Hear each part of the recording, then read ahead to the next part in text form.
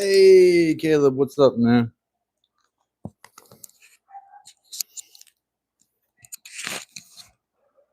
Welcome.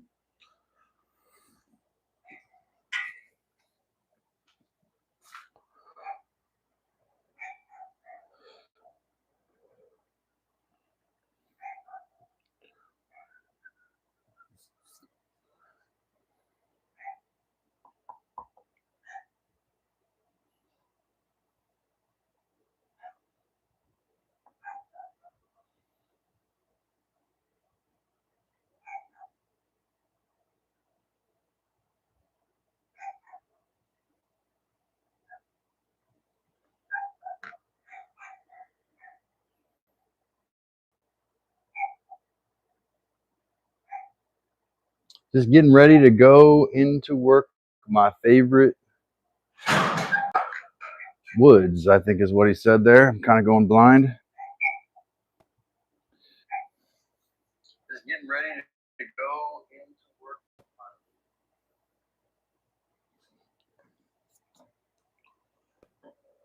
Let's just give these a couple passes, man.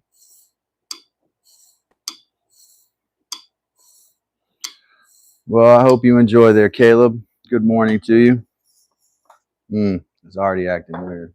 Let's do a little bit of mineral spheres. This schmutz has gotten so deep into the stone.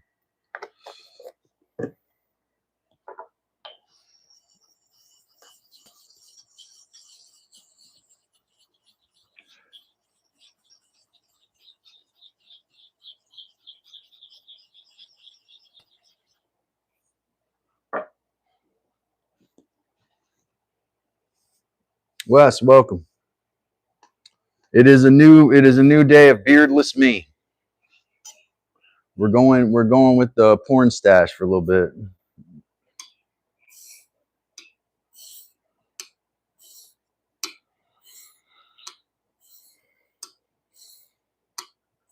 Beards grow annoyingly fast for me anyway.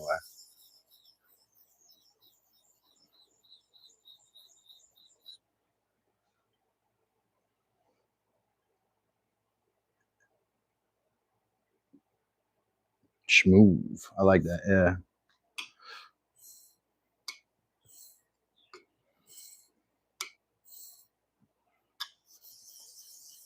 Finishing up that box that's going to go to Wes here. I'm going to put it on the tabletop saw or sander and the belt sander, and I've made a lid here for it. I want to adjust some of these little sides here if we can. It may just be a little asymmetrical because I did all the cuts by hand. So this is going to be how it kind of is. Am I right? Hopefully this turns out smooth. Let me do this big chisel real quick here.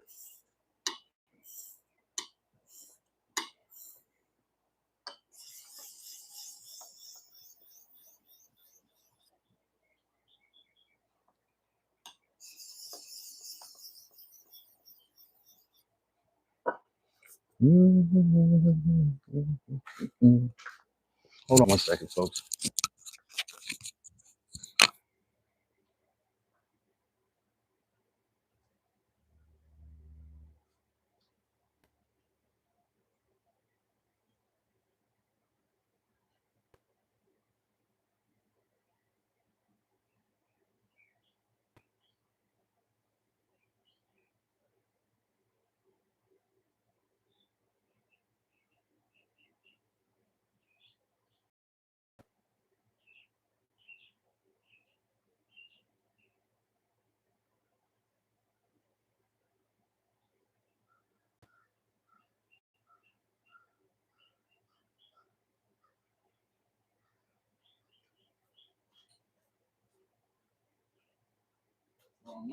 Sorry about that, folks. I had to take a little restroom break. It is seems to be one of those days where I'm like, my urinary tract is going bananas. All right, so we're polished up. Let's move this out of the way.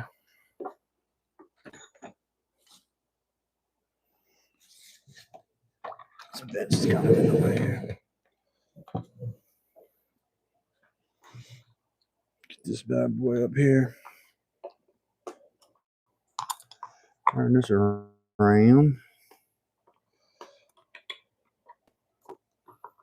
All right.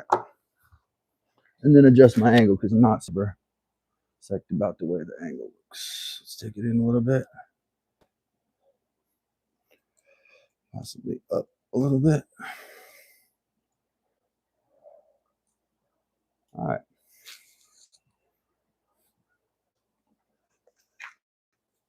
All right, what we got here is a cherry 1x3 box. Just enough space to fit one bar soap in it. A little bit out of focus there, isn't it? So there, what I'm noticing is if you look at the box, there we go. That looks better already.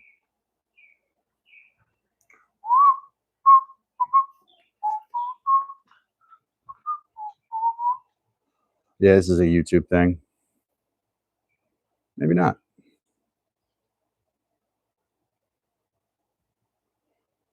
Yeah, one viewer. All right, zoomed in ultra far.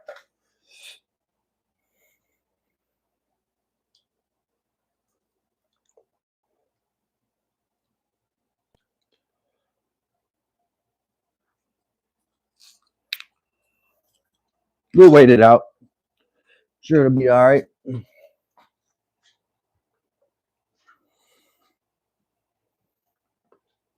All right, so what I think it is it's actually being set by this side here. So I think it's probably more likely the shoulder on one of these sides needs to be adjusted. Not this one so much. I think possibly it's one of these because if you look at the one, it's kind of hard to actually test whether this is at a right angle, how small it is.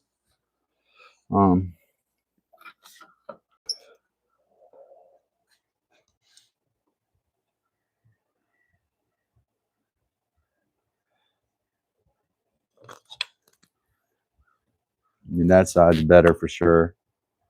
So this side needs to come in some. So let's do this. Let's take this piece off. You can. It's really tight. And then work this shoulder, I think is what we got to do. I think it's the top of this shoulder here. Yeah, it's something. I think it's a YouTube thing. It's just like the connection looked bad there. And what it does is it drops your viewer count way down. And as you have probably seen, I look for the little crush marks, right? That tells you where there's pressure on that joint. So it kind of gives you a clue where you should chisel.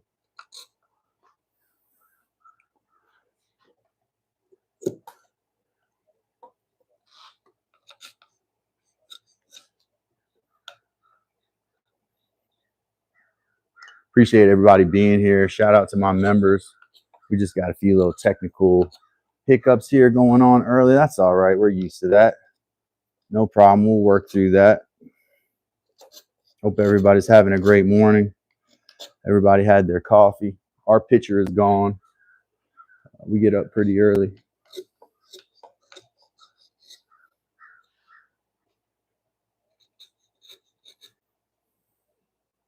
Everybody got their coffee. Everybody good for today.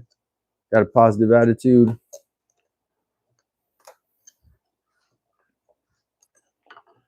Good things will happen today. Right? Good things will happen today. You will be blessed today. You will feel like you've done something positive today.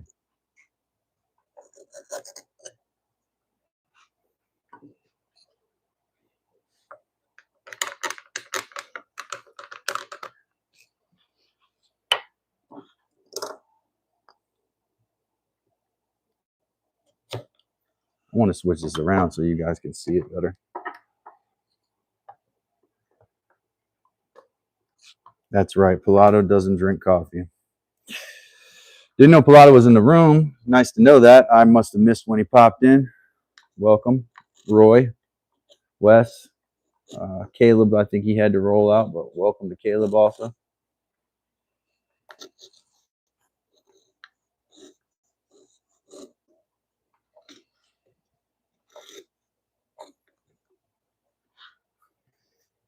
Hope you hydrated with at least 20 ounces of water this morning.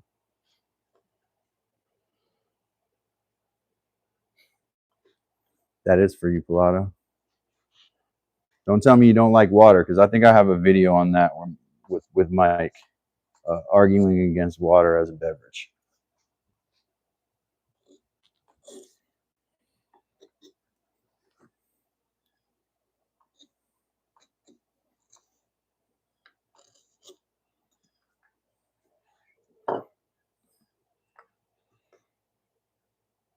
Only 17 ounces. See, that's not quite 20.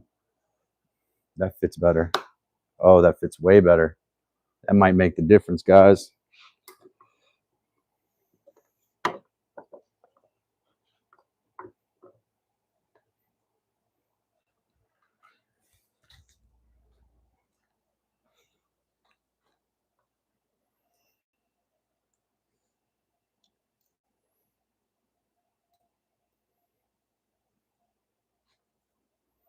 Yeah, it popped right in and held at a 90, and I think that should help the overall box. Now I want to work that other side a little, so it looks like it may be an issue on the other side too. But the shoulder is basically uneven.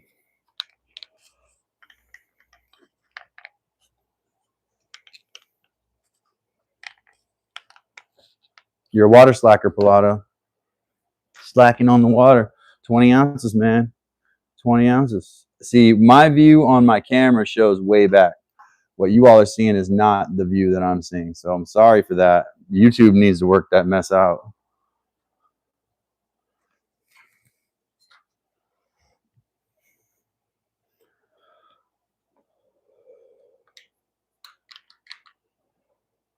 This is the side I want to work right now. This one's good.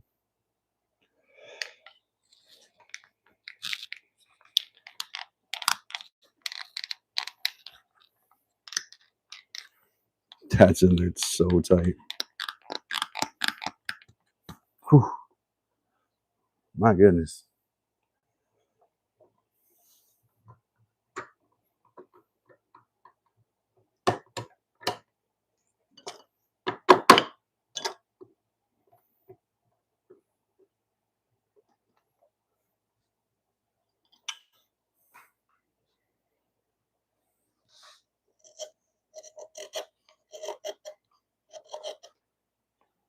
It's front to back not being level is what it looks like on one of these shoulders. So could be this one. Could have been the one I just worked.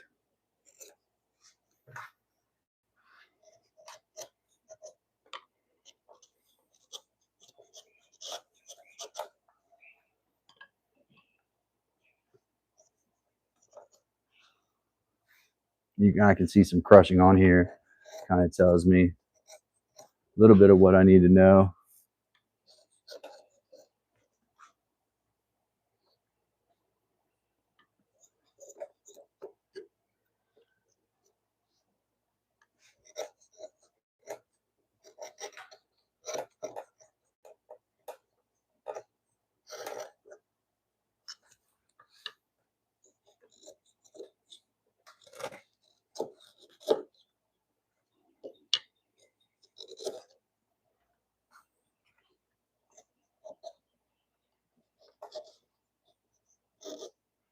I'm going to trim this dovetail pin just a hair here because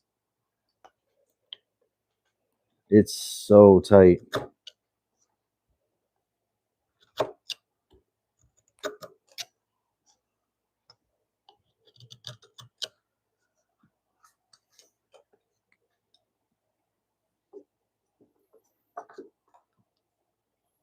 A little bit of play might help me be able to form the box into a proper square. I don't really like that a whole lot, but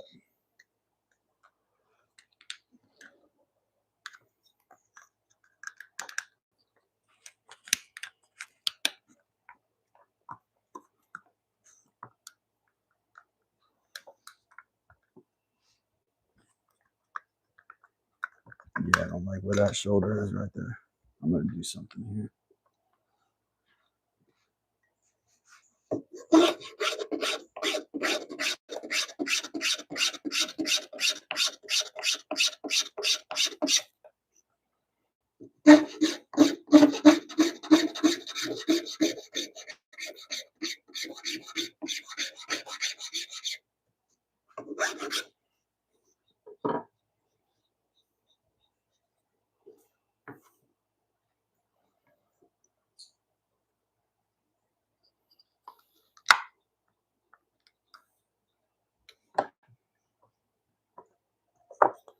Smokes. Welcome. Boring Guy DIY. Boring Guy DIY says, I feel like I'd still mess up with the jig. And please don't forget to smash that like button. Appreciate that, Smoke. Still real tight, man.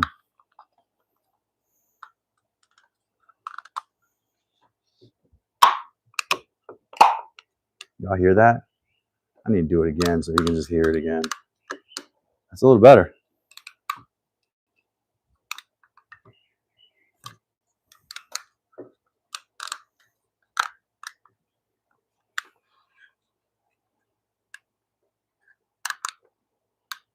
Thank you, Pilato. Appreciate the like. It's squarer. The 90-degree angles look way better. And it's still holding together dry, right? Remember, you know, when we do joinery, this is my new bracelet. We want it to go together dry. Right. I also wanted to show you, here's the revised soap holder, soap preserver. Remember, when you set soap on the shower, it always wants to slip off the shelf. So you put this little thing up there, set your soap on it. It drains the water away so it doesn't look gross. It keeps the soap from getting all gummy and messed up. I too feel confident in my ability to mess up hand cut dovetails. I see boring down there, but I don't know exactly where that relates to the statement. Oh, boring guy DIY, yeah. I was like, it's not boring to cut dovetails. They're fun, at least for nerds like us. I'll speak for myself. Pilato. I'm the nerd. I'm the nerd. You know. All right. So I'm happy with that. Let me show you what I did right here. This is the bottom, so it's mostly walnut, and I had this little piece of cherry to make it. It's a two-tone bottom. It's gonna look good, I think. We're gonna add that on there. So I've got that size and ready to go. I just want that to just cure a little bit more. But while let's sand this box and get this joinery straight.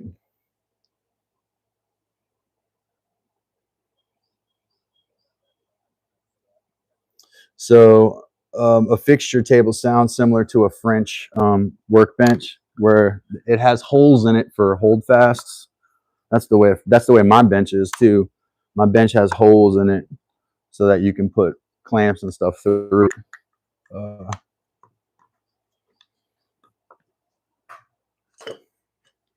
always want to say if y'all care, but you know you're here and this is my show, so if you don't care, you can definitely keep scrolling.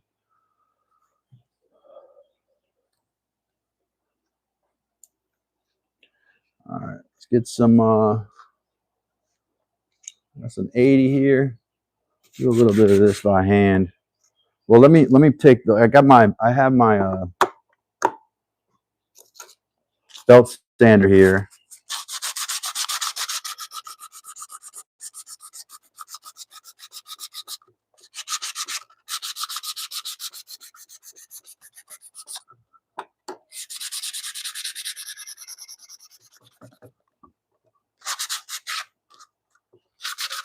I think I told y'all yesterday, there's a lot of sapwood in this cherry that I've got. This is the board that it came from. Well, the sappy part's really mostly on the other side. It's kind of cool. It's got some figure to it. But you can see it's cut from a not necessarily good old growth piece of. Look at that, dude. I dropped, just after I talk about the holes in my workbench, I dropped some through them. Anyway, you get that. You get the idea.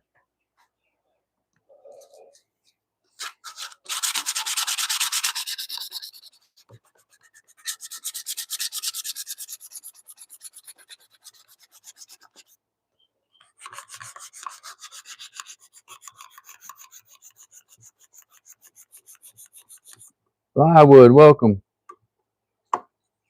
It looks cool, boring guy. I'll tell you why people hate on it, man, because Let me show you if the board did that.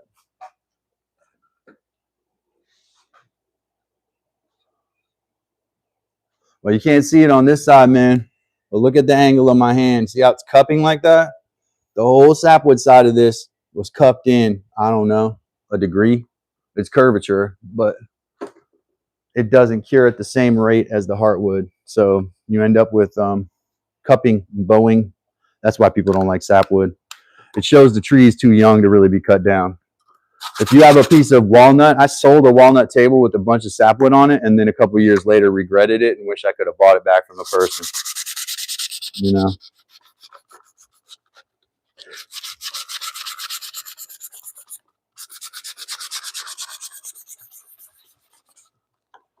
I like the way it looks. I don't like the way it behaves. But I managed to work with it here in this situation. Also, I got these cherry boards in packs, so I had no ability to choose the wood. If I was seeing that, I probably would have. That's why it was one of the last ones I used also. I used almost that whole pack before I got to that. Look, you can join things together with just wood on wood joinery, guys. It does work. And you can use hand tools to do it.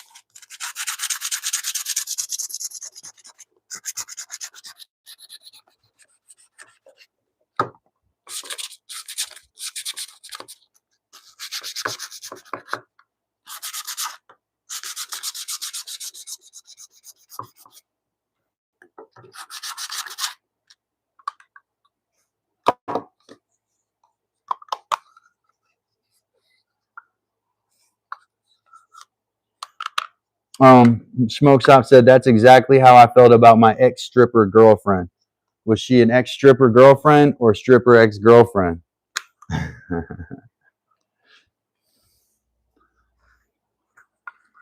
Smoke, let me find out.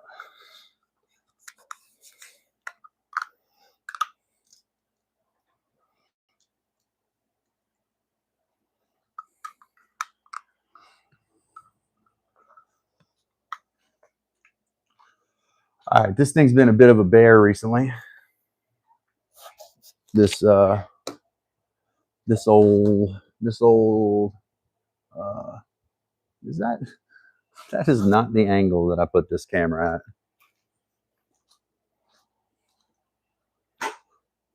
YouTube's angle and my angle look way different.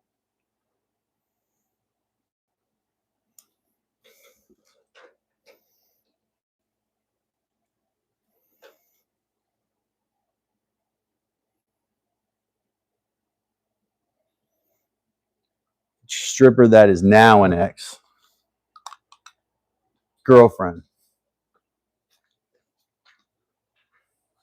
but a current stripper maybe.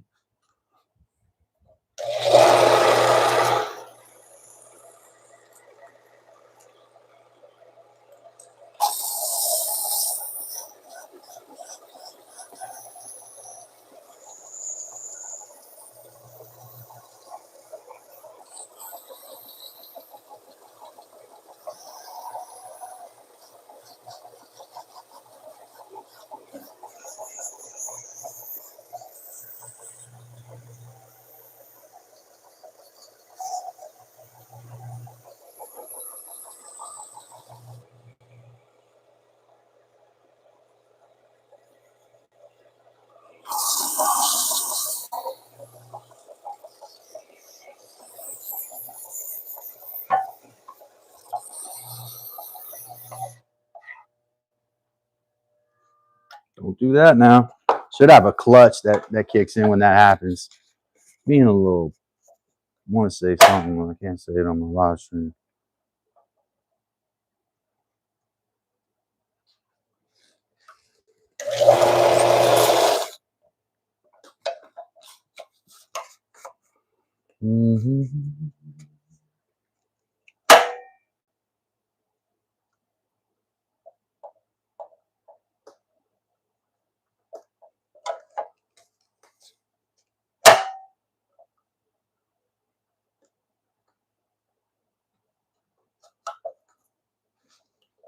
That still looks angled.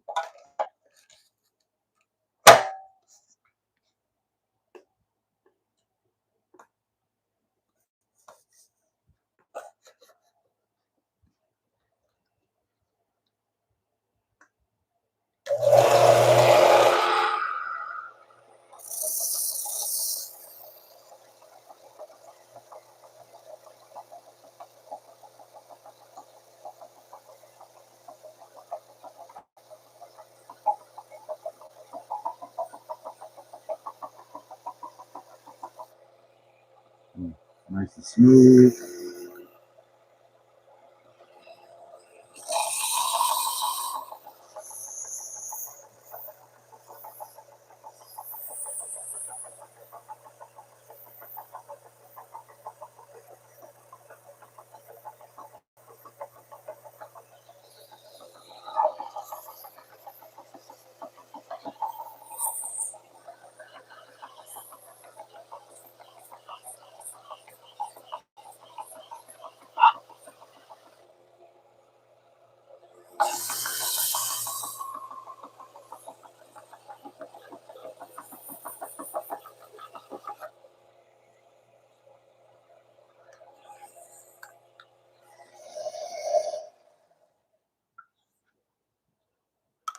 I'm in love with a stripper.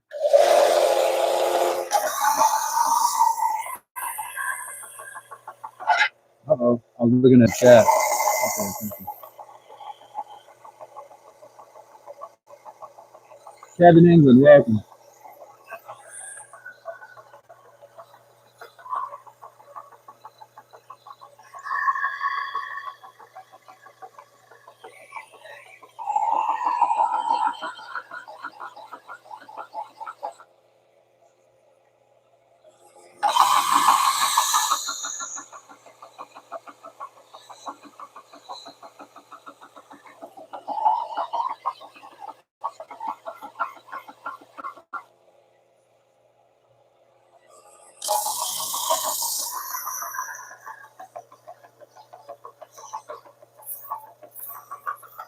I believe you misspelled worst. And not being picky, but also the best sometimes.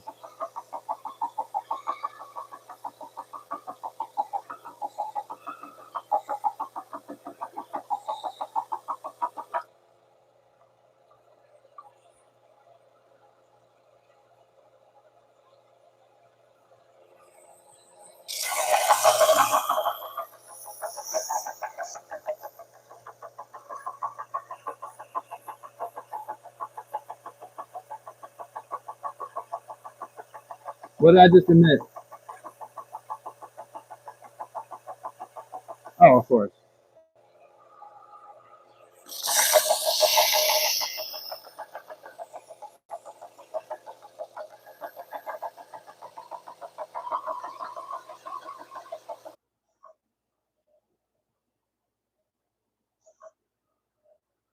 What Pilato said was when you said, I'm in love with this. Yeah, I thought that meant.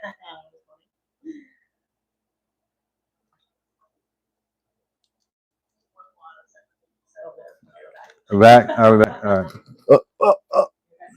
Kind of. I just tripped over the tripod. All right, we're back. They're gonna play games with me all day, just when my numbers get good.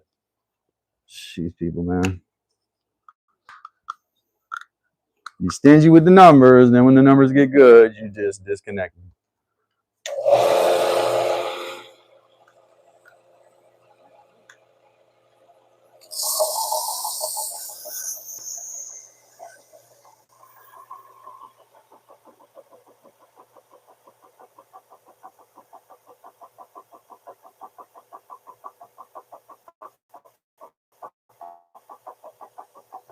Strange. It is strange that the stream has issues right after my admission. Maybe somebody's a little superstitious that be careful little mouths what they say and be careful little ears what you hear and all that. Or maybe it's just coincidence.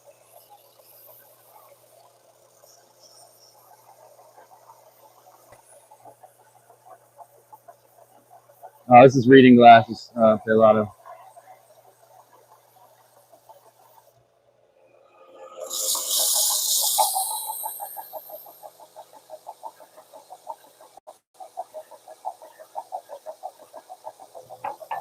Looks like I got my belt sander calibrated right. Kind of just let it work those sides.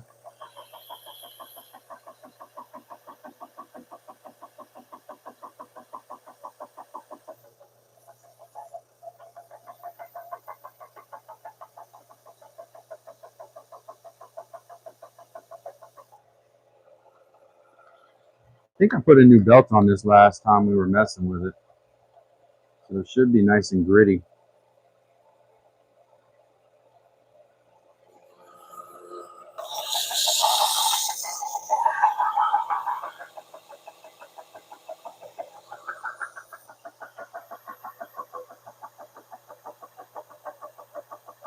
Oh, yeah, yeah.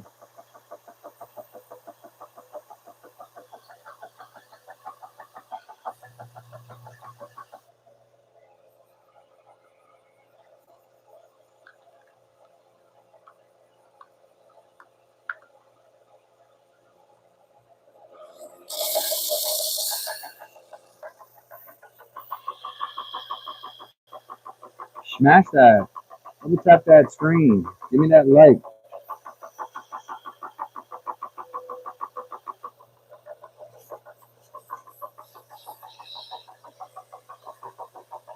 Man, sanding and finishing is so much fun. It's like fitting a joint together. Like, I don't know. Just the little things, guys, you know?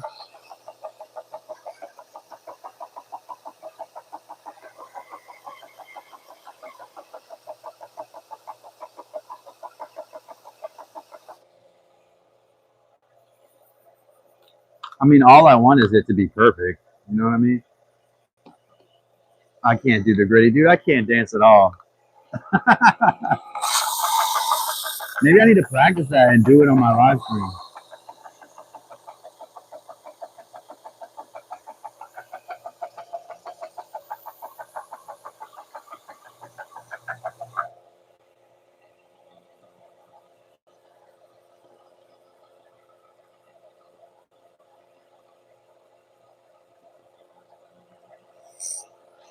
I'm sanding myself.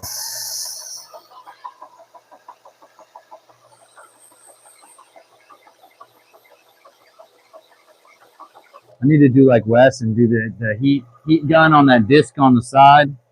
Change the disc on there, and I like that disc better than the belt actually. But I am starting to see some of that curly, like ribbony figure come out of this, so it is sanding pretty good.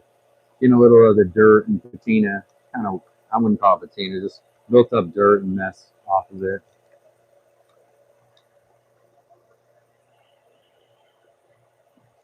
So let's go after these top and bottom, which is really the purpose for putting it on the belt sander, to get these top and bottom nice and flat.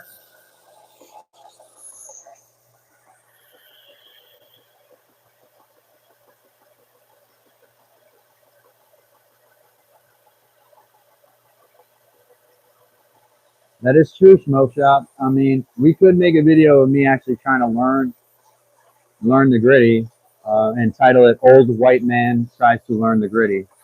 Optimized title.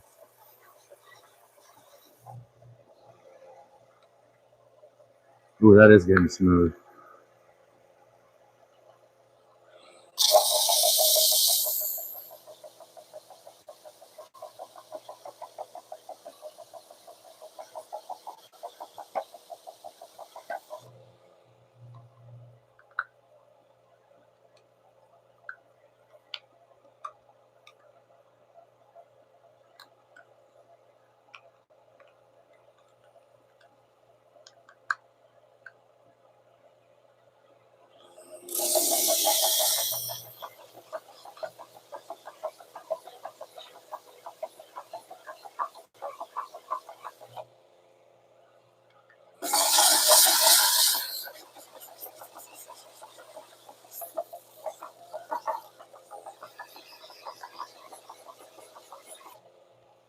Oh, we got this out, man. Let's take some of this. Let's take some of this edge off of here.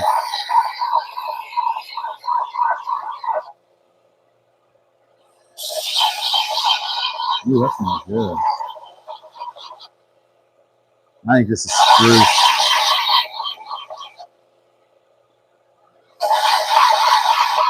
So this is a soap holder. So you set your soap on top of this, and you know the water or whatever schmutz is on there kind of goes through the little cracks.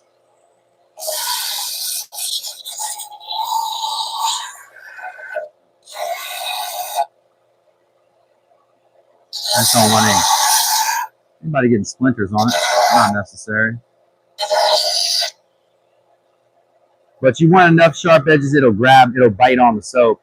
I tested it a couple minutes ago to make sure that it would hold.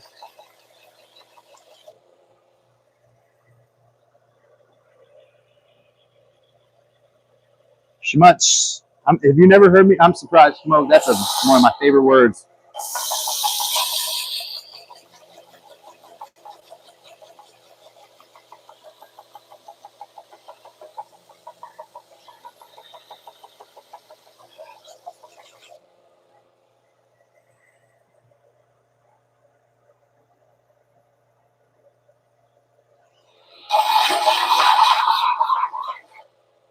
It's probably good right there. Oh, let's do these things.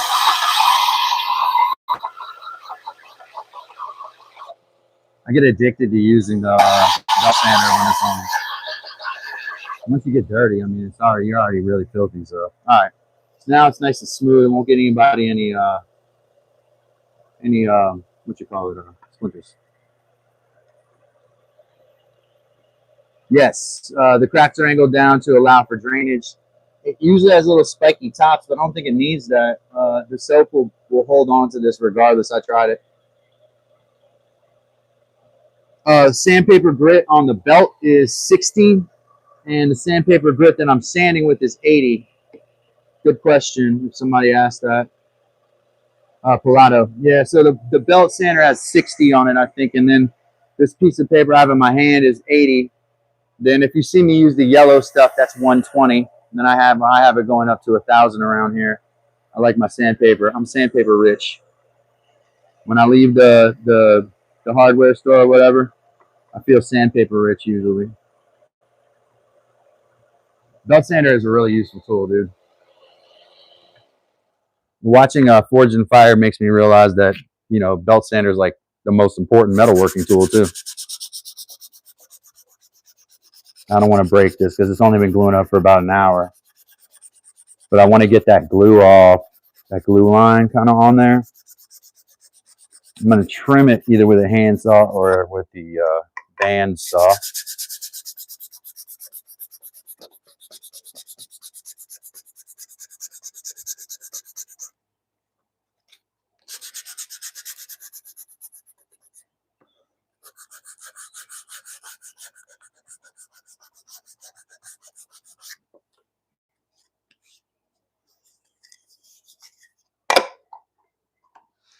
Y'all see how the bottom's going to go? Actually, I like it like that. It's a cleaner edge. So you see the bottom right there like that. Now it just has the one little edge of cherry, even though the whole box is cherry. This is walnut, black walnut. And then we have a little edge of cherry on there just to make it wide enough, I think. I think it's going to actually look good. And unlike some of the boxes I've seen, and it is the proper way, like when you dovetail, usually they dovetail it all the way down and then cut the box with a bandsaw or some other sort of tool. But I'm going to laminate, or I'm going to glue this bottom on here. If you really, really are going to put heavy use to the box, you can glue and screw, you know, the bottom on. But let's do this real quick. I'm going to clamp this on here. This made me think of something. I can clamp this here, right? Without damaging my box. Probably use a shim if you do this. And then it's going to leave the edge here that I have, and I'm going to kind of take a pencil and line it around that and see what I need to trim off. I'll trim off with another tool. Remember, this box is still dry fit. There's no glue or any fasteners in there yet.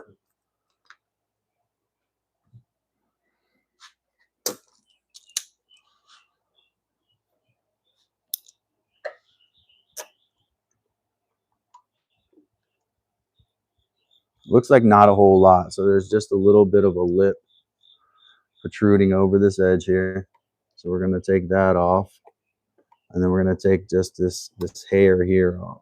And I think that could be done here with a chisel. So we'll do it that way.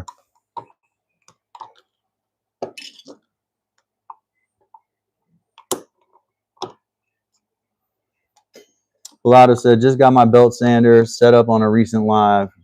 Got it used a while ago, and it recently, and it needed some TLC. That happens. I like how you guys get used tools too. Used everything is always better, man. If you can't get a great deal on it now, get something used, and then take it apart and try to fix it, because you always learn more about a tool when you've had to take it apart. Makes it less scary when you have to get something used in the future. Oh, I can fix this or that, right?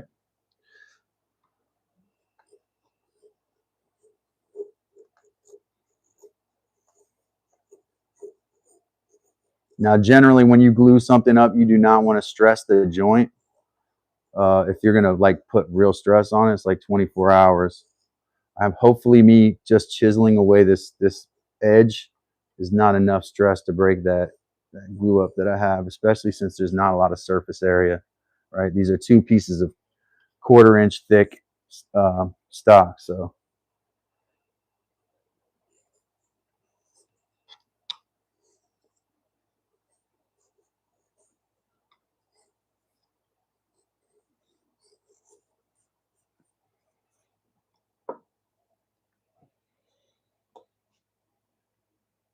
I want to make sure that I can glue it together and do that. That's true. A trim router bit. Here's one reason why I hate my router. There's one reason why. I mean, I could do that with it. I actually don't even have a trim router bit, Pilato, so I think I got a square. But let me see what my other router bits are. I have like 3 router bits. I don't use a router very often.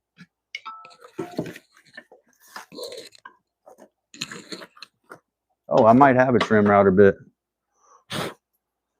Here we go. Which one of these is a trim router bit, Pilato? This one, right, has a little thing on it. It stops.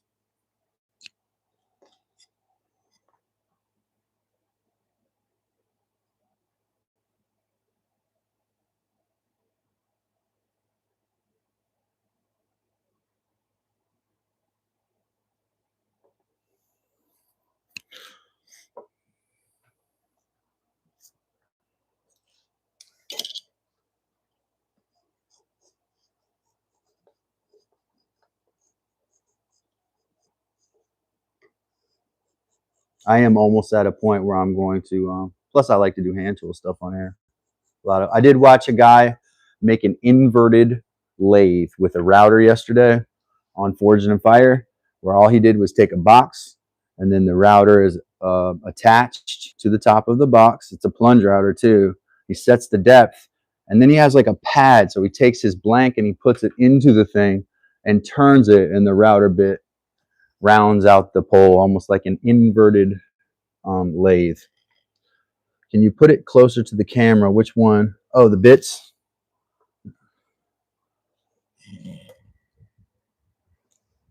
I think what you're talking about is that middle one that has the little gasket on it. The little, what do you call it? Bearing.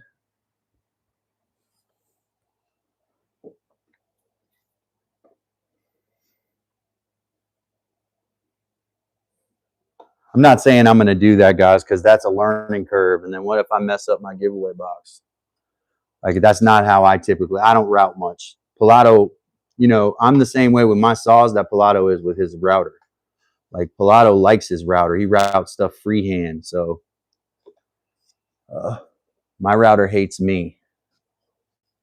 And it hates Heather. It hurt Heather too. So we don't have a great working relationship.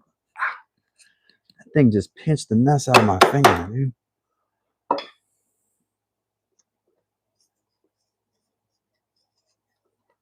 Yeah, here's what they say on the labeling. You can kind of see the labeling there, maybe. That's my router bits. I used to have a dovetail bit. I have one dovetail bit randomly sitting around the shop somewhere in a case.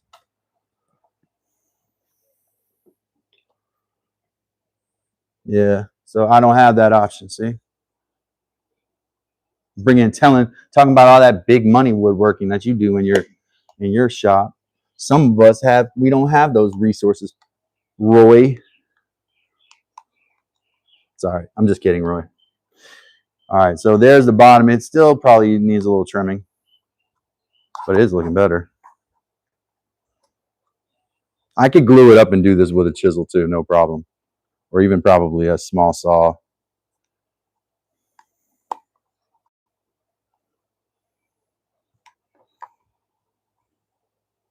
I will tell you though, that thin stock does not have a uniform thickness really, if you've ever worried about that.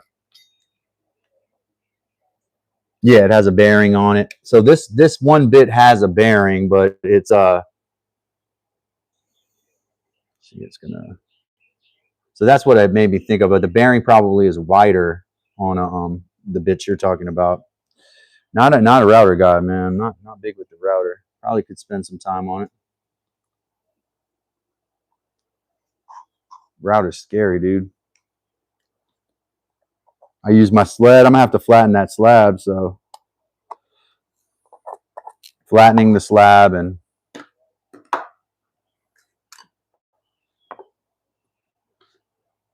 stuff like that. That's where I'm like, all right, enough of this router. I'm done with this thing. As soon as I'm done with it, I'm done with it.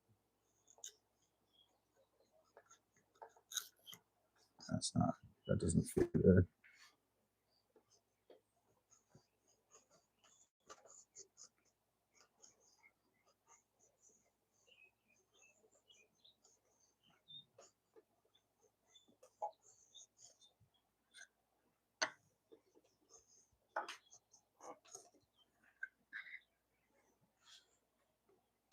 You know what my simple answer to Pilato's question would have been like, because I'm Dad's workshop Calvin and I don't do any of that easy stuff. I take the hard route every time, or almost every time, 4 out of 5 times. Yeah, that's what I thought. The bearing on a flush trim is the same diameter as the bit, which makes sense, right?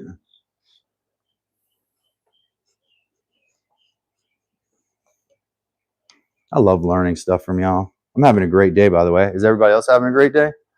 Super excited to be here. Thankful, appreciative. Thank you to everybody. Appreciate Pilato's input. Appreciate everybody's input. Smoke. Wes was in here earlier. Man, that doesn't feel good there. Let's fix that up.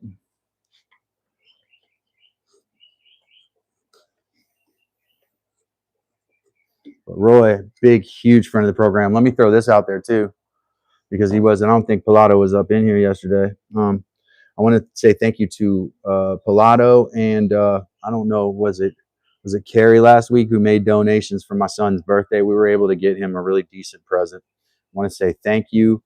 Thank you so much for that donation last week. It is not, I don't forget when people support the channel. So we love and appreciate all of you. And Pilato, thank you so much for that. My son had a really good birthday, so it gave us an opportunity to get him. We got him. Yeah, that's what this is all about. Life is about that, man. If you're doing something and you're not loving it, I mean, every second is not, you know, every single second of every day is not going to be a fountain of joy, but there should be joy in every movement, really, you know, because this is the life we get, man. It's amazing. Look at the consciousness. Look at the place we are. And all of us get it, and we get it once. And there's no reason to squander it, waste it, or be miserable throughout. Just not, it's not what it's for. As observers here, we're not supposed to do that.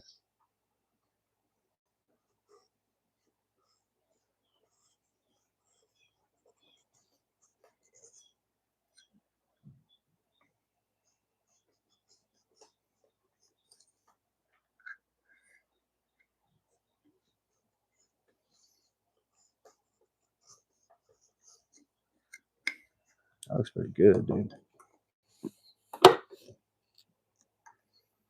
Bearing rides on the reference surface and the bit trims flush with the reference surface. So yeah, when it hits the wall, right, then it would stop. Then the bearing would engage, right, almost like a clutch. Am I right about that? I think they need a clutch on these sanders, man, because the motor catches when the belt catches, and that's got to be deadly. You tell me, Schmoke's a mechanic type. A clutch helps a machine, right? When the motor binds up or something. Like I have a clutch on my chipper. If the chipper gets stuck, something gets stuck in the hopper of it, it engages this clutch.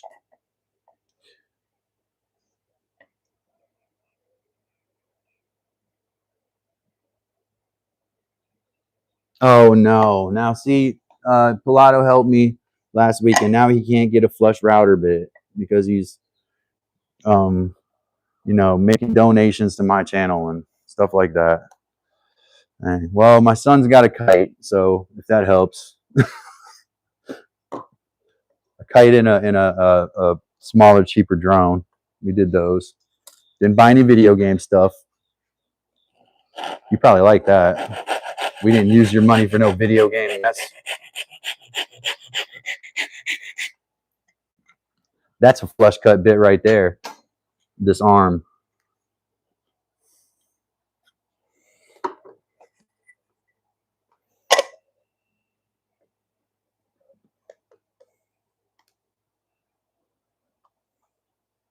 Yeah, it's gonna look really good.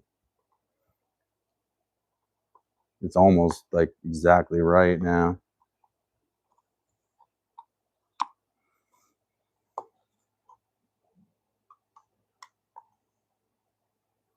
Let's glue it up, man. Let's glue it up.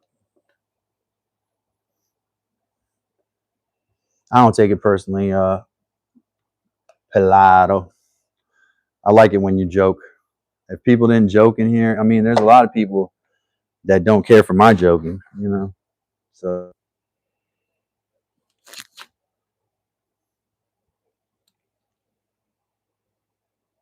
boopity boop boop. Somebody double tap that like button and put my likes at 21. Give me over 20 likes.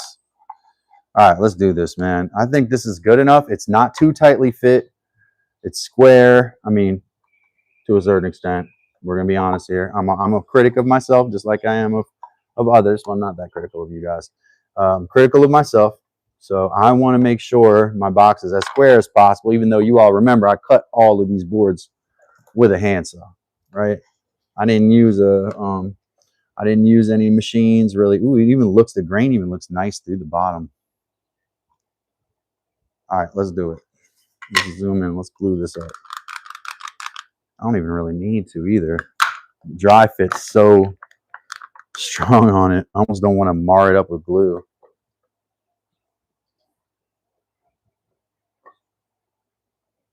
If Wes is still in the chat, Wes, you want me to send this to you dry with just the bottom glued on? If he's in, I know he's on his way to work. He was in the car. He probably rolled out. But I could send it to him dry with just the bottom glued on. He could pry the bottom off and still adjust the box.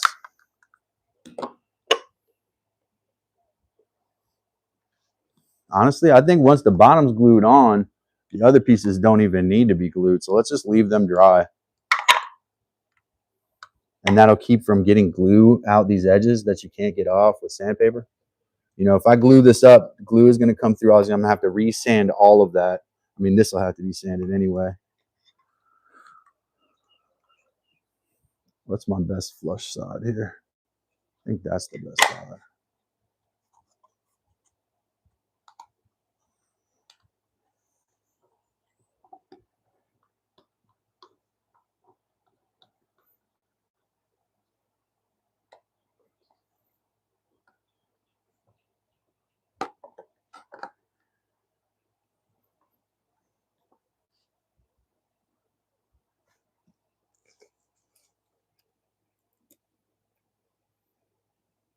Oh yeah, my son likes kites, and I actually found a couple good ones. Let's go fly a kite up to the highest height. Let's go fly a kite and send it soaring. Is that it? I actually remember the song from that movie.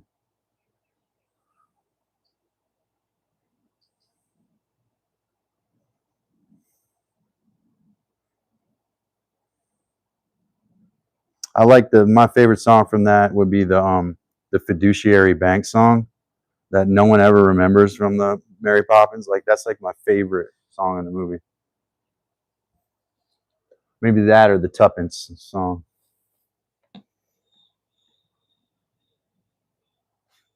Yeah, man. He doesn't even he plays some video games because his brothers do. He doesn't even care for them that much, man. He wants to do stuff.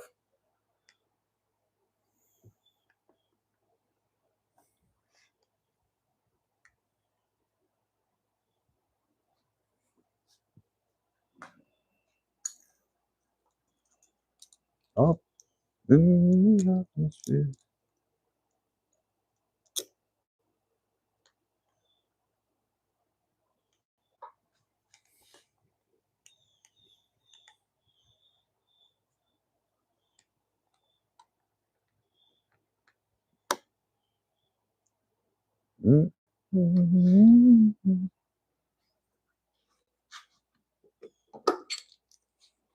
All I need is a little one though. I want to have the same tension, yeah, on both sides of this. I'd rather have the same size clamp. Probably don't do like I did here. Put a shim on the, if you're going right onto the walnut like I am. I'm not clamping it that hard. I don't think it needs that much pressure, just to be held in place a little.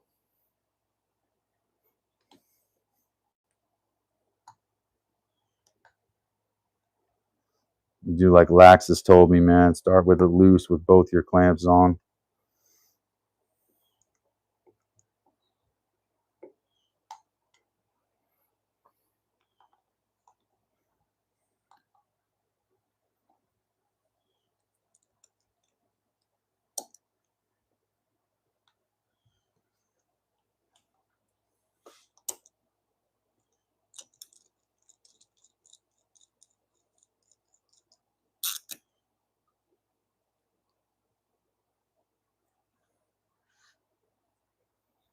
What's rule number 1 and 2 of woodworking? You can never have too many clamps, right?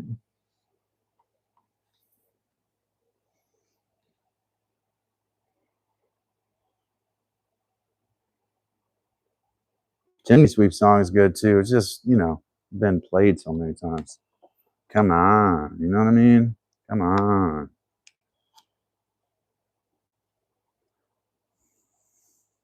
Ah, glued to the screen. I'm gluing stuff. Didn't even think about that.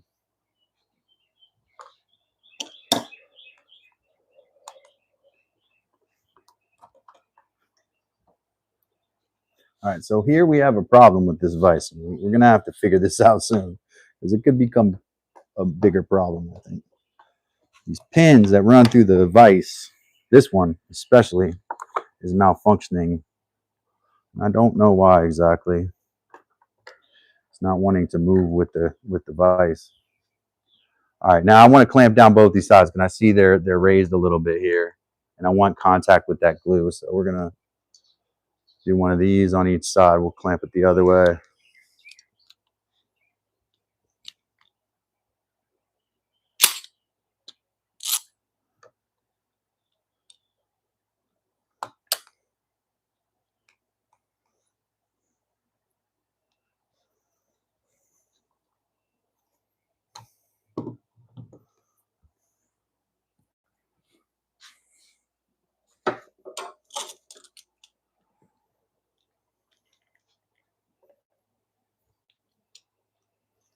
I want to go this direction.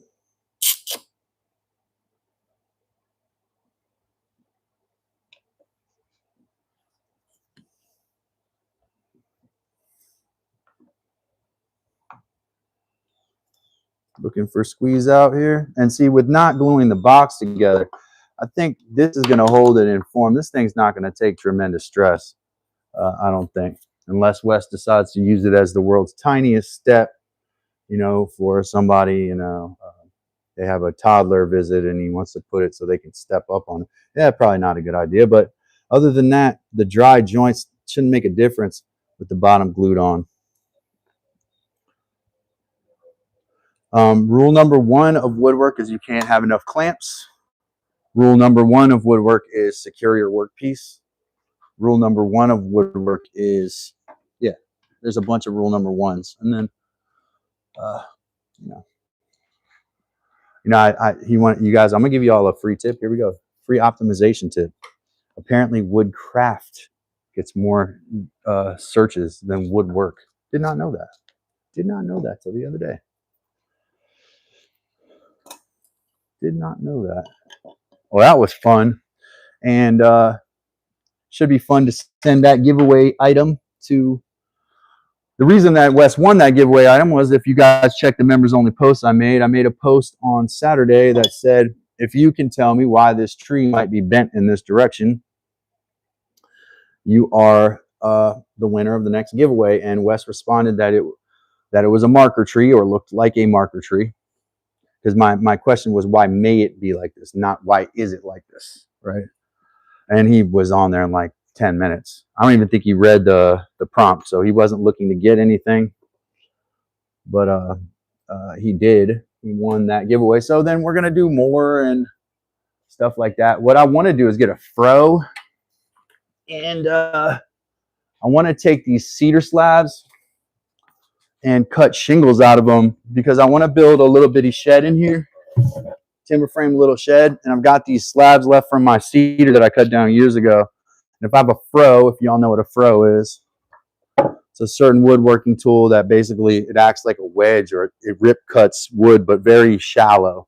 So, and it's really used on cedar a lot for cedar shake. So this is eastern red cedar, not western red cedar. Different than what you all would see out west. The Juniperus virginiana, really in the juniper species, but eastern red cedar. We're gonna do something with that. We're gonna do something with these cherry slabs. But let me get this. I got to work on this bed, guys. The bed's got to be worked on. So bed components need to come down and be worked.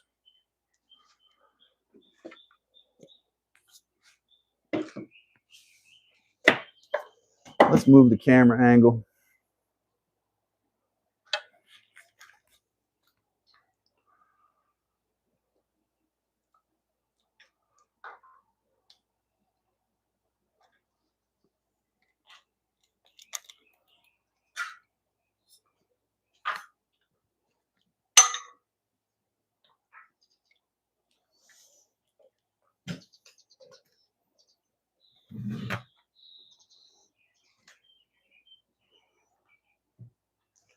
All right, so this bed ladder has to be doweled together while it's up, in my opinion. And the reason is because if it's not up when I dowel it, I think I'm going to dowel it offline. It's going to be wonky. Just my opinion.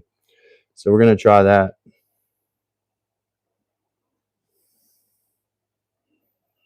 Yeah, man, he nailed that one pretty easily. You might have known it. I was surprised, because I don't know a whole lot of people who know that. But he said there was a town near him called Bentry in Georgia, and that helps. And when you're a curious person and you see a town called Bentry and you ask someone about it, you know, you're going to remember something like that.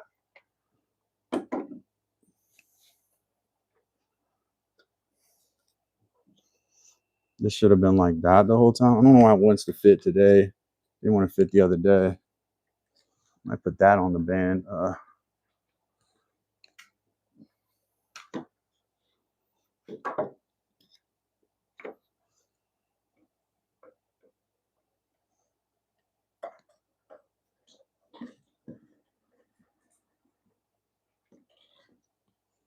Hey.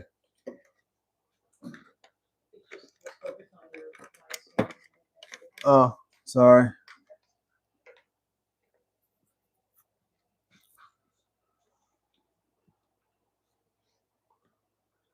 All right, so what I need to do here is I need to determine where the dowel holes will go. Make sure there's no debris under the shovel. I mean, shovel, under the ladder. And then put dowels through. I'm going to put little dowels through here. And that's how I'm going to join. I don't even know if I'm going to glue up the tenons. I feel like that'll be sloppy you'll see a lot of glue come out. We'll see.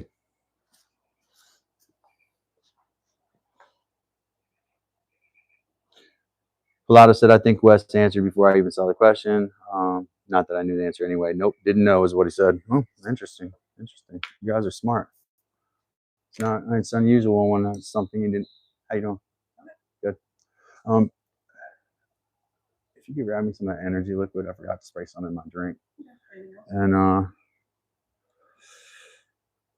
think that's it, right? Yeah. Thanks everybody for being here. Yeah, you know Heather's the master with cameras and camera angles, so she's gonna figure it out. But what we want is we want a Forstner bit here with the right size. And those dowels in there, bring those out for me too. So we whenever I have a paintbrush or something and it has a dowel in it, I always keep it. Hey, no problem, Pilato. Yeah, Pilato said thanks for going live. Hey, that's what I'm here to do. Sometimes your lives are a lifesaver for me, or like I enjoy turning, like waking up in the middle of the night and you're very calm. It's very soothing. So like I get a lot from that.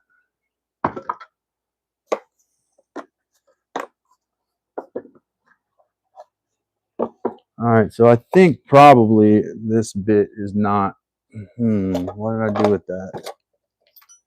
That one looks the same as that. All right, it's more likely, y'all know a Forstner bit has like basically like a threaded screw and then blades. So it takes a clean hole out. This one's too new to have rust on it, man.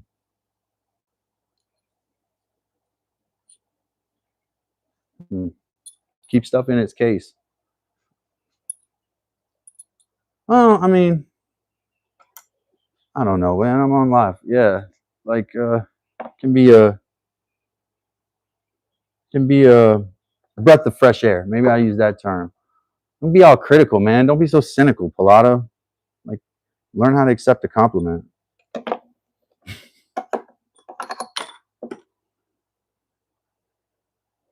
lot of people need their lives, man. This is not 1/2 here, I don't think. This says 1/2. Does not look like 1/2. This, why they look different? 1/4, 1/4, 3/8, 3/8. I'm only missing a 5/8.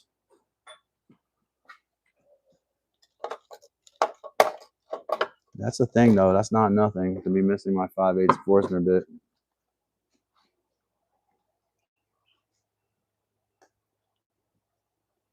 Thank you. Thanks. I got myself with that thing multiple times.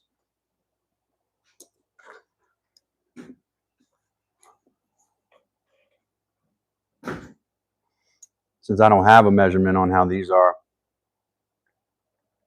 1/4 of an inch. That's really, if I put 2 of them in there, I think that's enough. So I would say they may be just a smidge above 1/4 of an inch. I wonder where my 5/8 bit is. Pilato, what'd you do with my 5/8 bit? He's here so I can blame him.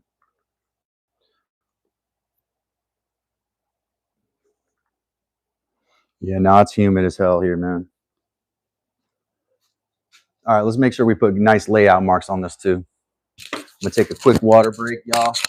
Quick pit stop, and I'll be back to work doweling this ladder for this traditionally joined bunk bed set. Thanks everybody for being here. I'm Calvin. This is Dad's Workshop, and I'm just going to get a sip of water, and I'll be right back.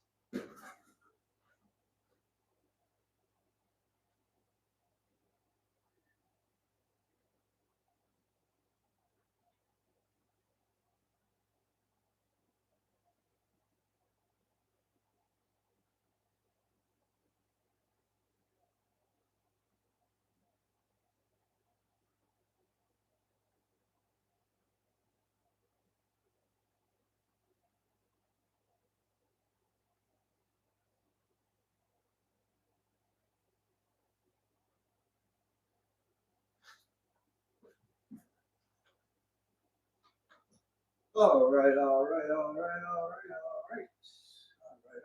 All right. Here we are. Back. Thank you for sticking around.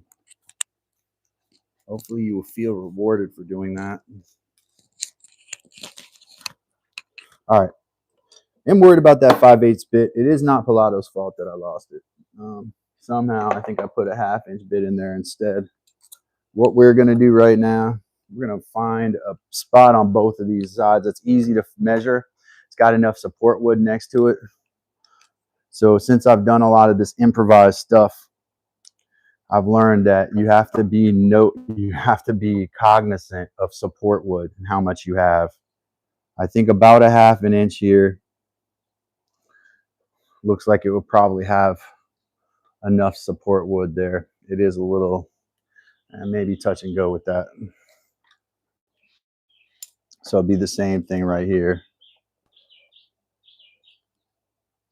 From the bottom area, about like right here.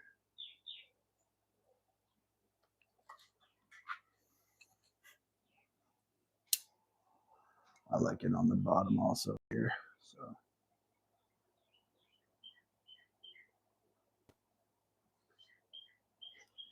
hear the birds chirping. Lotto said, one trick I've seen others do is put those moisture absorption packets in toolboxes. I think he's talking about desiccant packs, and I do have a whole bunch of those actually. But you got to have it in an enclosed bag. If you don't, the desiccant packs will not be effective. Yeah, I got a few of those, I think. Yeah, and then rust doesn't scare me that much because you can use very fine sandpaper, and I think you're talking about desiccant packs, silica gel packs. That good idea though, because I do have those, tons of them.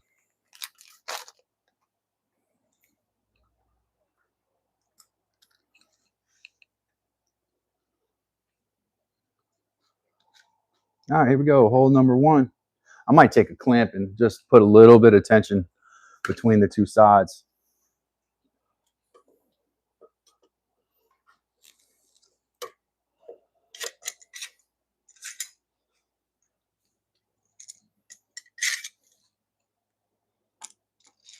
I don't want to squeeze the ladder to where it's not like running straight. I won't call it plumb because it's not running plumb. It's running at a 15-degree angle. But I want it to be nice and straight when I put these dowels in.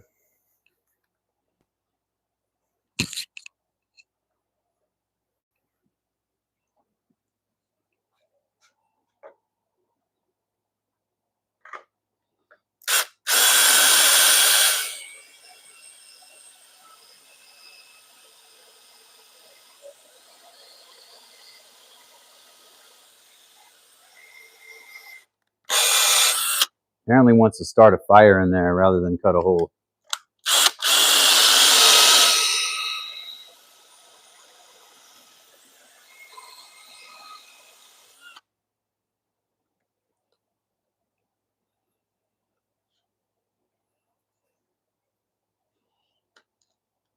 Good thing about Forstners, they just don't do a lot of blowout, like a chisel bit or a auger bit. You're gonna get a lot of blowout. Forstner bit is expensive, but they don't blow out a lot. That's kind of tight right there.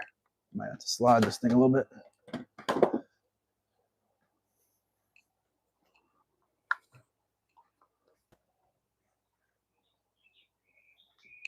Fire can be fun, although as a little guy, I think I maybe had a little too much fun with it.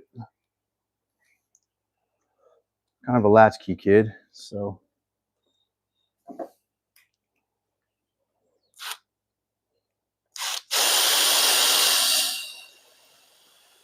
Just shifted. I hope it didn't just shift the whole orientation.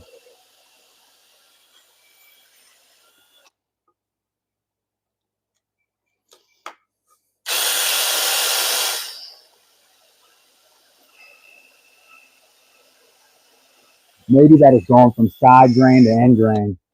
And so it's when it hits that end grain, it's different. It's a whole different ball game.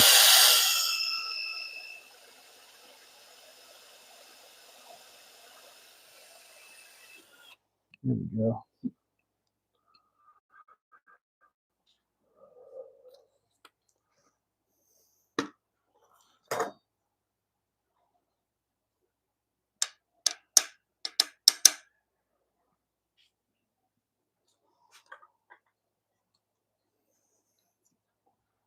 Let's see what we got.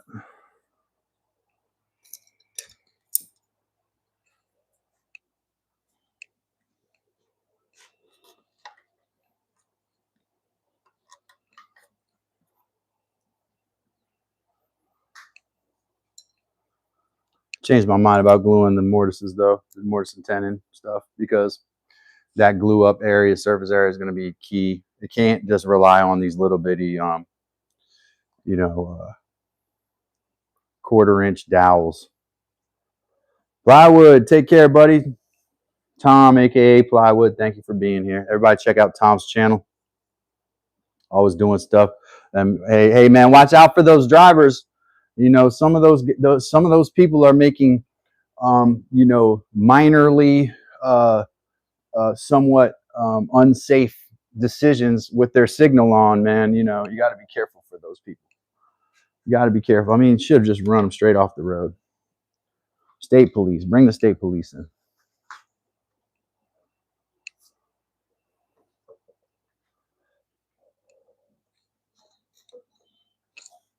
All right, let's pull that out because this is what I want to do. I want to take that whole step out. This is going to be kind of tricky, I think.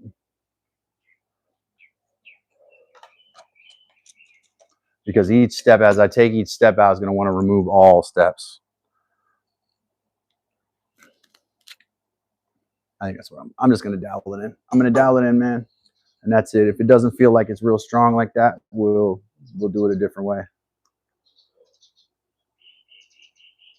As y'all have seen me climb up this thing with nothing in it, just dry. So hopefully the dowels hold it in place.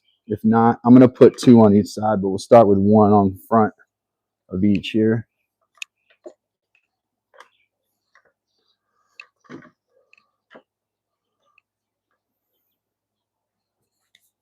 Need my little bitty saw. There we go. It's not really a flush cut saw, but it works like one.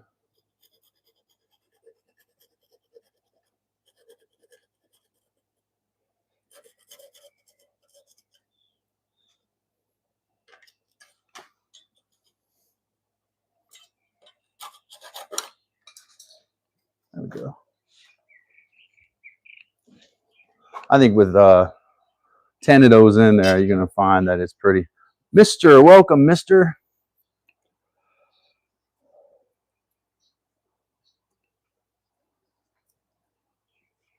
Love Radio Shack from back in the day. Cool stuff there.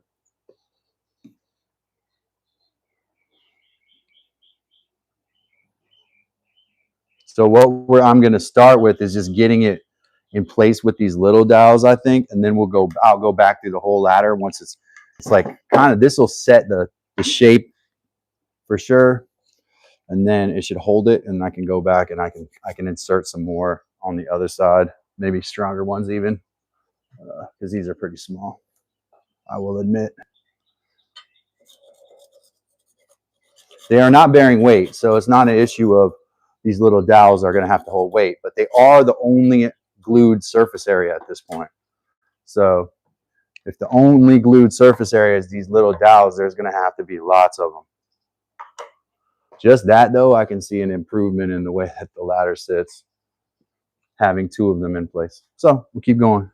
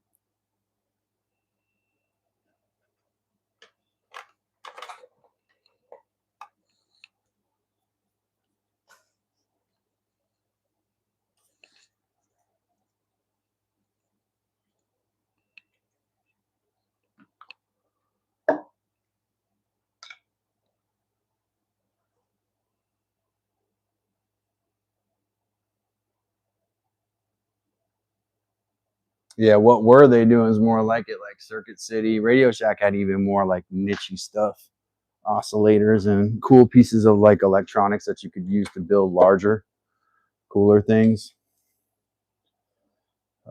So yeah, like only all they had to really do was just like merge. I don't have a lot of space to saw there. That's why you're seeing me do that.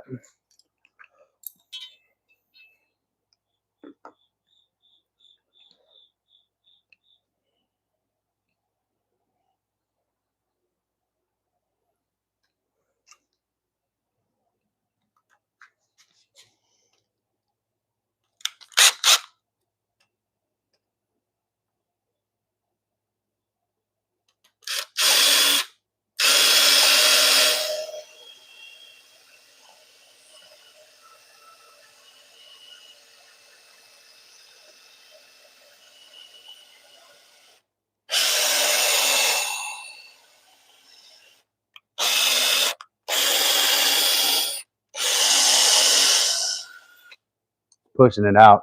You can see it right now on mallet.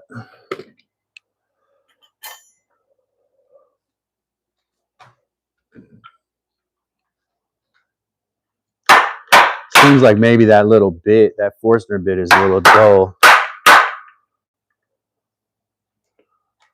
I'm gonna clamp that back up when I put this one back. When I put this one in.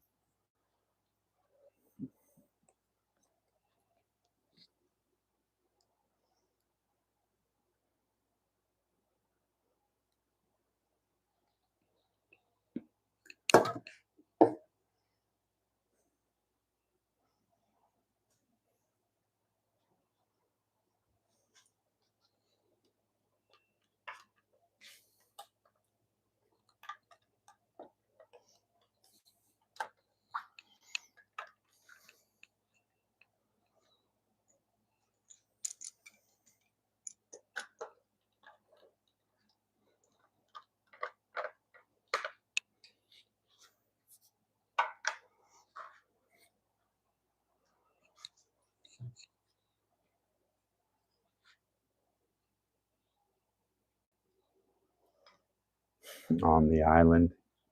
Are you from Tonga? When someone says the island there, Pilata, what do you think they're talking about?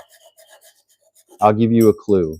They say words like draw, open the draw, and ma. And if you're saying to call a female, they would say call ha. So what island might they be talking about? I'll give it to you. I'll give you a hint. It is the island that Jimmy Buffett is from.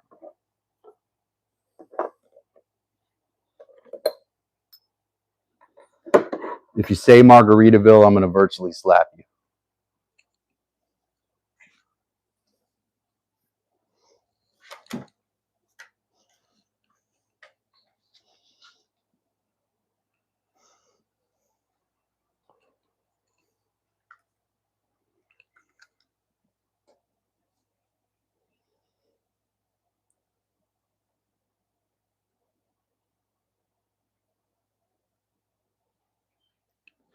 Correct. A lot have said long.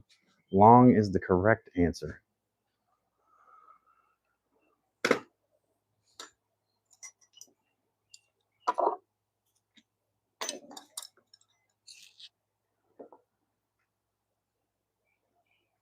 Pensile. Where's my stuff? Where's my measuring device?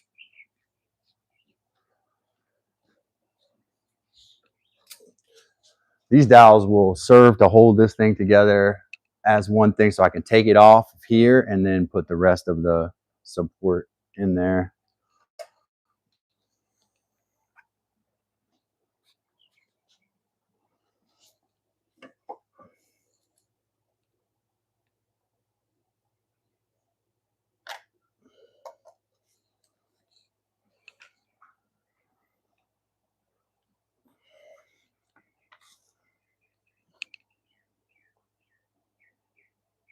Long Island, Long Island.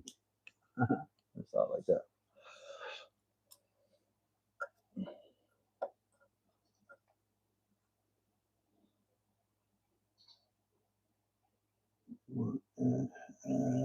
Inch there.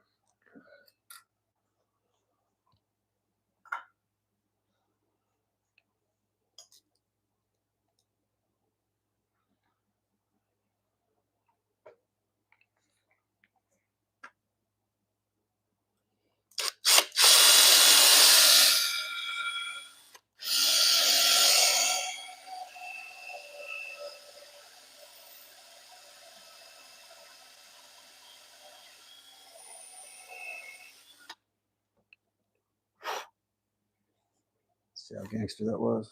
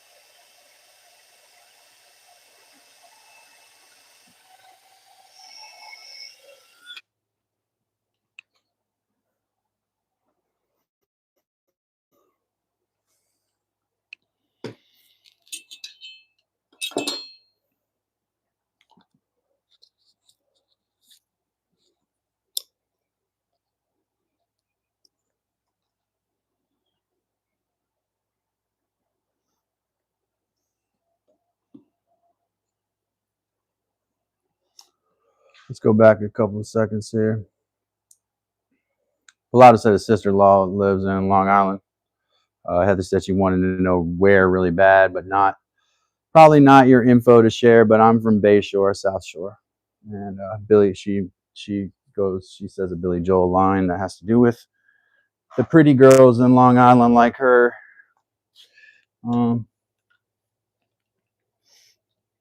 pretty girls up there like Heather. Heather's a one of a kind beauty from Long Island.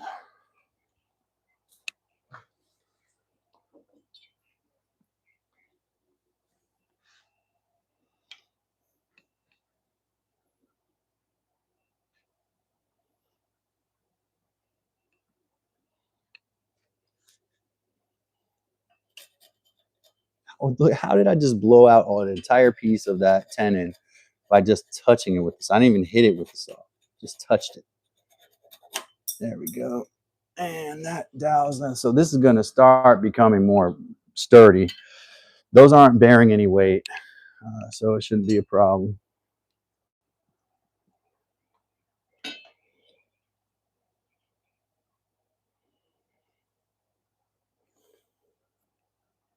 Getting down to the last two rungs for these first sets of dowels.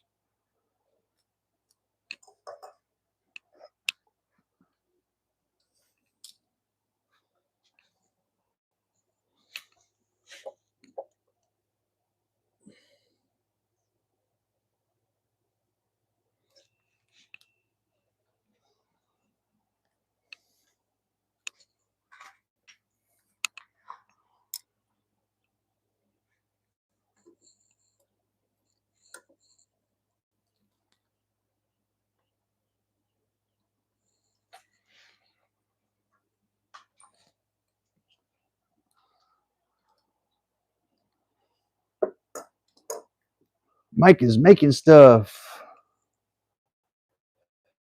Smoke said he's from Greenwich, Connecticut. Mike is making stuff is in the house. Says, sorry guys, not feeling so hot, but here for the like. Appreciate that, Mike. Mike's for the like.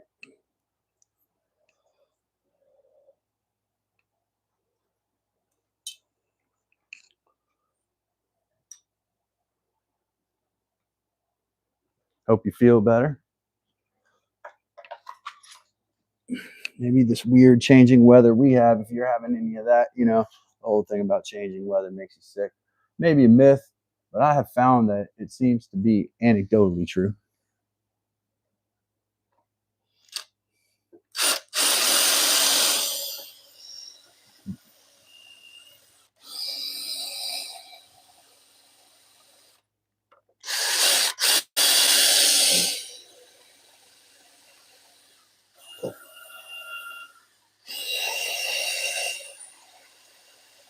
Zero leverage right here. Zero leverage right there, man. I don't like the way that it feels, but let's move the clamp down a little bit. Maybe that'll help. I'm just putting these little bitty dowels in to kind of finalize the position of this ladder. If I brought it up onto my bench and doweled it, I'm going to tell you what is going to happen. It's going to get offline because I know, because I've done this before. So I'm going to dowel it in place, moving the clamp down the rungs and until, oh no, man.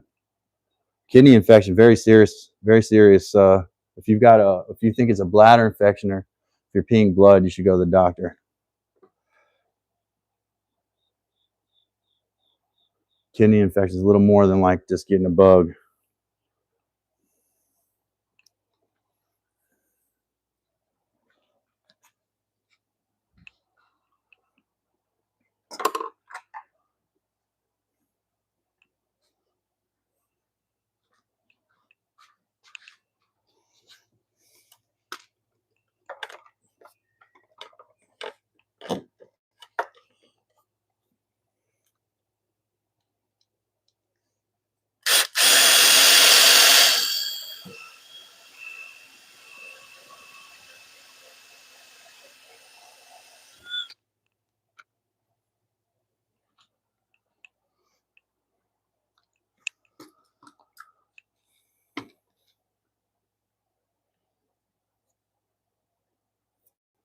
It's okay, Mike. Mr. is a doctor.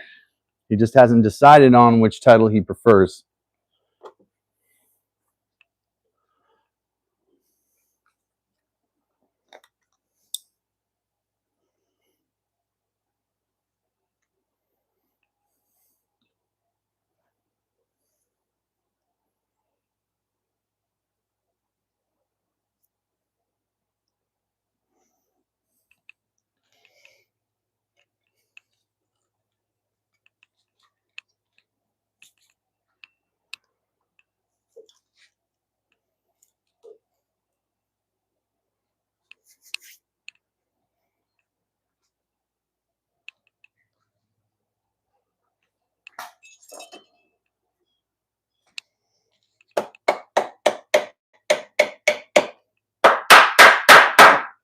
I don't want to hammer that too far in because it'll put this thing, it'll stop being parallel.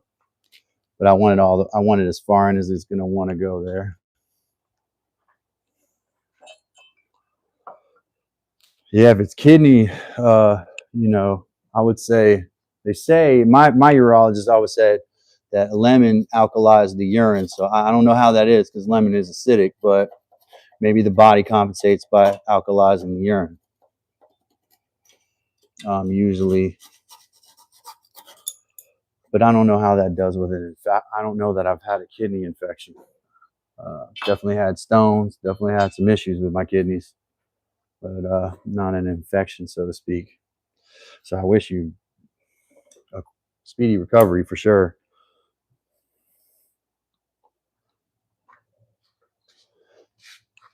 Oh, I gotta get those off the floor. Put this one in here. YouTube medical advice. Hey, It's not far off, dude. You know how they are, like Amazon. You can get your stuff from Amazon now. Bugs are after me right now.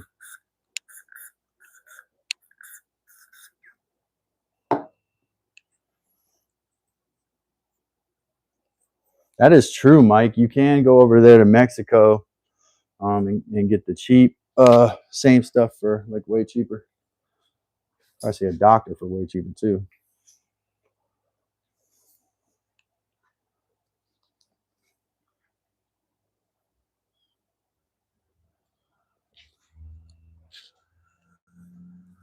I don't know if y'all know this, man, but the most respected brain surgeon in the country, he's the head of neurosurgery at the Mayo Clinic in Minnesota. He came over to the United States illegally over the border and picked tomatoes.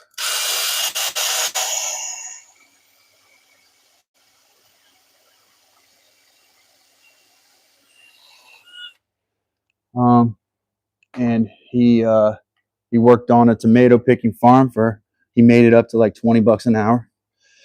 And all his buddies and him were really happy because like as a migrant worker like that, or somebody who skipped the border, like $20 an hour is really, like, I remember when I worked at restaurants, they would say that was a lot of money.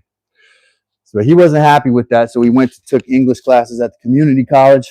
And then from the community college, the professors noticed he was pretty bright.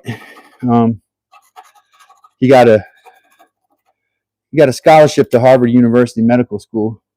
Went to Harvard University Medical School. They obviously thought that he was right there. He graduated summa cum laude. And then I think he went to Berkeley for his specialty. But there you have a man who jumped the border, who is now saving lives here. He works at the Mayo. He's the chief of neurosurgery at the Mayo Clinic. I cannot recall his name off the top of my head right now.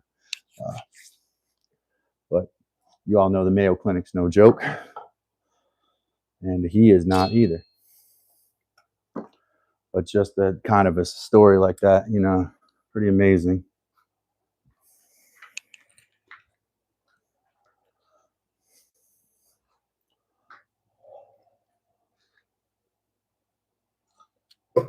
The guy uses both his hands, his feet, and his mouth when he does brain surgery. He operates lasers, and every orifice is used. It's crazy.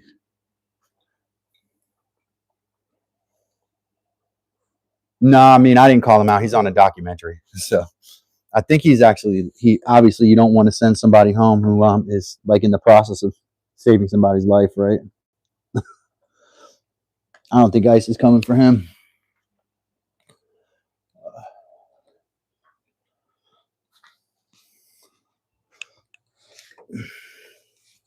You would think, right? When I said that, I thought about that too. I was like, I wonder if they're going for guys like him. I don't think so. Something tells me. I mean, he also has a lot of money, which happens when you become a successful surgeon.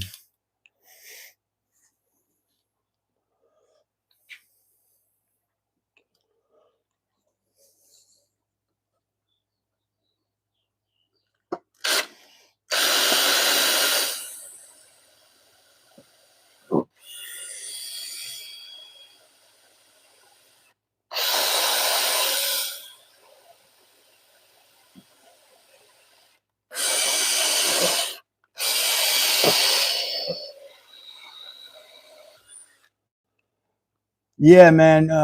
Seems like surgeons are the flamboyant types when it comes to the medical doctors.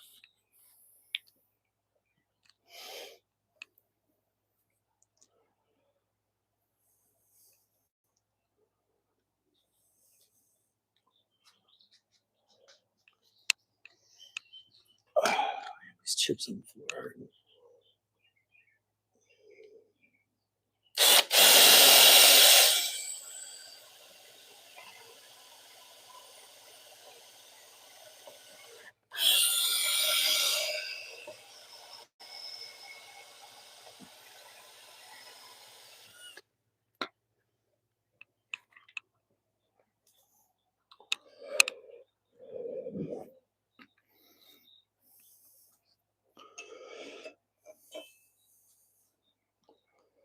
Whew. It's warmer today. Not my favorite type of temps to work in, the hot ones. Like the cool temps, man.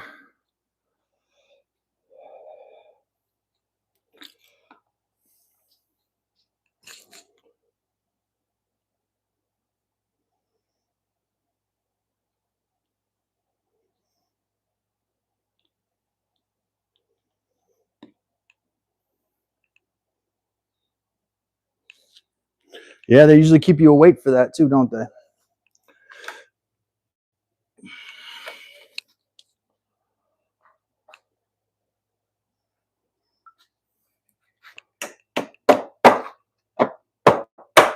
Oh, I just broke it off. Hopefully it went in there. That's what happens when you get down to the bottom of stuff and you get tired.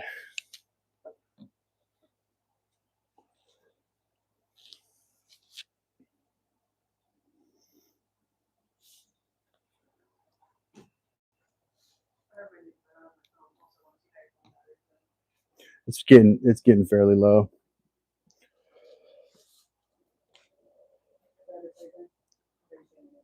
Wow, that was a while back. I think I was saying you were the prettiest girl in Long Island.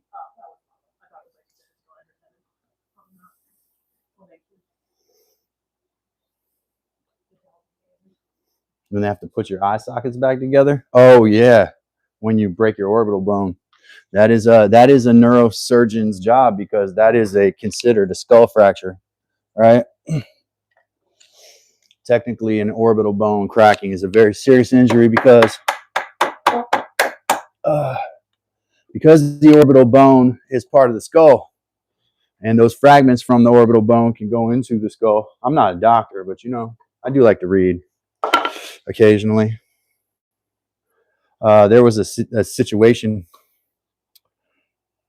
with an NFL player.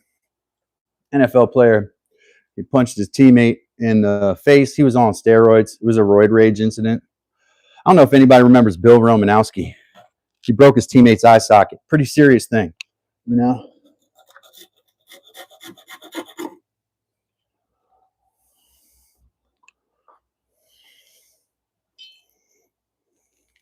Yeah, you know, isn't it? Isn't it? Pilato? Reading. Like reading, you know? It's bizarre. Why would I want to do that? Right? Yeah, Romanowski, man. It's Bill Romanowski. He broke his teammate's eye socket at a practice. They got in a fight. I think it was a training camp. Yeah. Yeah, man, that's a very serious injury. Orbital bone fracture. Yep. All right, so let's take a look at this ladder. Not my face. Take a look at the ladder. There we have it. Each one has one dowel through now, just to kind of hold it in place, because what I want to do is I will actually glue it up again. I'm not going to ever be able to glue the mortise and tenon in. They're going to just have to sit in there, which is okay. I'm okay with them being dry in there. As I climb the ladder, you can see it's holding. Let me take the clamp off too, so we can see that. The dowels that are in there shouldn't have to bear any weight at all. So it's not a factor of whether the dowels are big or not.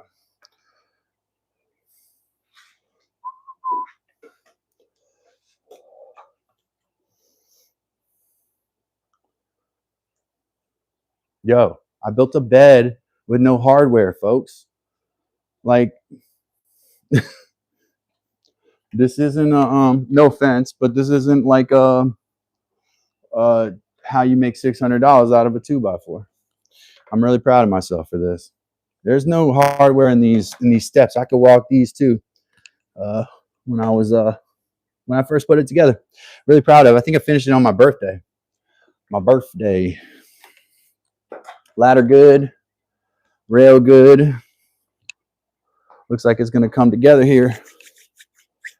Coming together, yes sir. Appreciate y'all. Thank you so much. Yeah, I'm really proud of it. I got to work this joint here. Needs to be this tenon here needs to be trimmed. So when we disassemble it here in the next couple of days, because we're going to install it on Friday, I think. This joint right here. I need to take this tenon down. I'm really scared about that. I'm scared about taking this post off. It's been on for so long. It's so tight. Scared about that too. Shouldn't be anything that's catastrophic though. And even if there was, I would just have to, refabricate that part or whatever. So thanks to everybody who's been here today. We're going to wrap it up. Yeah, I probably wouldn't take less than $4,000 or $5,000 for a bed like this. But if you think about the amount of time that I put into it, you would be selling yourself short. I really didn't even do it for money. It was not even done for money. It was done to do something cool on the YouTube channel and provide folks for an opportunity to see that you can take lumber and laminate it and make some pretty cool pieces of furniture out of it. When we get our wood bender, we're going to make even cooler furniture, but I got to study how bendable commercial spruce and Douglas fir and pine are. They're going to vary on how much they can bend and what their properties are when they go through a steamer. So I'm going to do a little research on that. And thanks to everybody for hanging out. We love y'all. Do the next right thing. This is Dad's Workshop. I'm Calvin. We will be back tomorrow. Love y'all. Smoke, Mike, Wes. I didn't see Carrie in there today. It's a little early for her. Polato, Mr. Beep, beep, beep, boop, boop, boop, beep, boop. Mr. And then we had a couple other folks pop in early on. Plywood. Let's try to make sure I shout everybody out. Boring Guy DIY. Appreciate him being here. I think that's about it. Hopefully everybody's name got called who was in the chat. Love y'all. Appreciate y'all. See y'all next time. Bye.